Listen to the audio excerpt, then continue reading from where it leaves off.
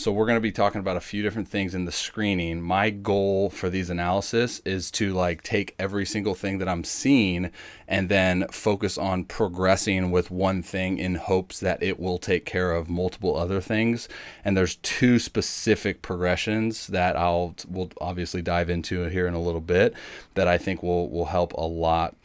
So I'd encourage you to get like a little pad and a paper, just jot down some things, dude. If there's any terminology that I say that doesn't make sense, write that down. I'm going to outline a ton of different stuff in the report. You're starting from the very beginning, dude. This is where I see a huge breakdown because our drive leg for you, when we come down from that leg lift, we need to then stabilize that energy as we come down, right? So as we come down with you, you'll see that you never get to that point with that drive leg that gives you that that posture of holding that energy, stabilizing it, and then dropping. See how when you come down from this lift, your drive leg almost just looks as it falls, right? So then that gives us a breakdown in the timing of that drive leg going forward and the hand coming up, right? So you have a very, very simplified hand path, which I love, and I teach that with a lot of my guys. But for you, that drive leg is just cracking too early, which isn't allowing you to truly get all of that energy production from the ground up through your kinetic chain. And then, so you'll see it right there, right? So see how it kind of just...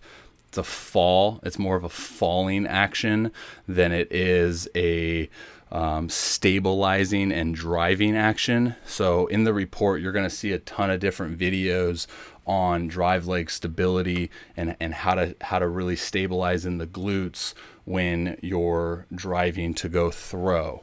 That's a huge breakdown that I see that is really prohibiting you from throwing at the highest potential power output that you can be. Now the next thing, as far as like, I'll screen everything in order of appearance, and then we'll double back and talk about where I think we should progress. So now we have internal rotation of that drive leg pretty early. Now the hand comes up, right? So this is where I differ from a lot of people, because I think we've all been taught, and you're very similar to how I am with the age. So it's like we were always taught growing up to get your hand out, get it up early, so we're not late and we're not dragging behind. Now the problem that I see with you, and I've fallen into this too, is we're leaving a ton of power output on the table because our hand is up.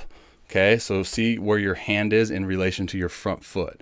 So your front foot is now at full touchdown right here, and you're already turning trunk rotation into go throw. So this now, as we look at this video, this now forces us to really limit our separation from our hips and our shoulders, right? So you're going to see that the hand comes up. Again, you have a really simplified hand path. So it's almost like there's no huge delay. I'd actually almost encourage maybe a later hand brake for you. So now as that front foot's coming down, the hand's up. So now as the hand is up, the trunk doesn't have an ability to delay, right? Delay that rotation.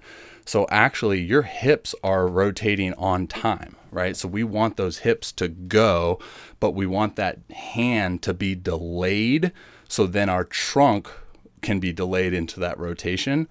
And for you, you're seeing that you're not segmenting the shoulder and the hips.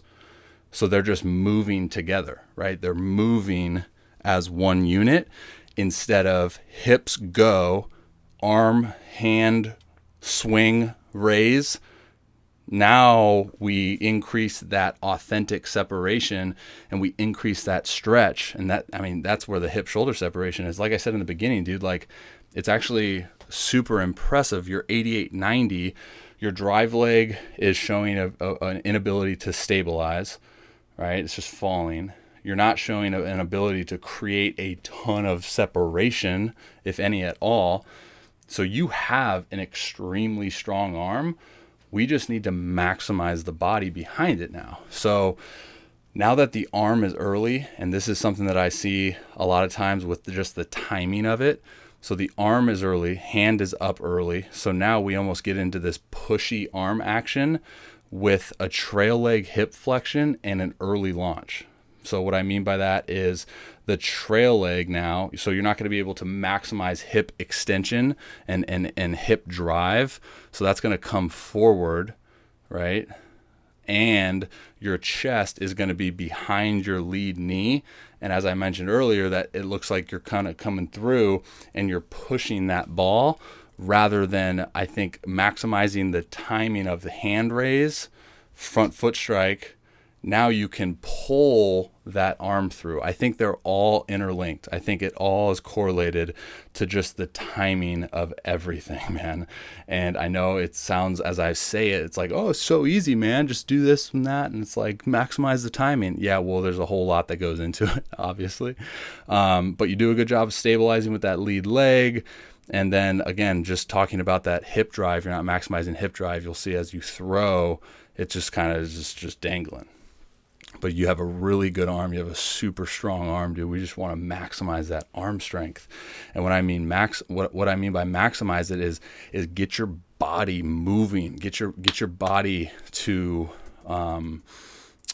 really help the arm in that case. And freaking, hey, dude, the sky's the limit, right? So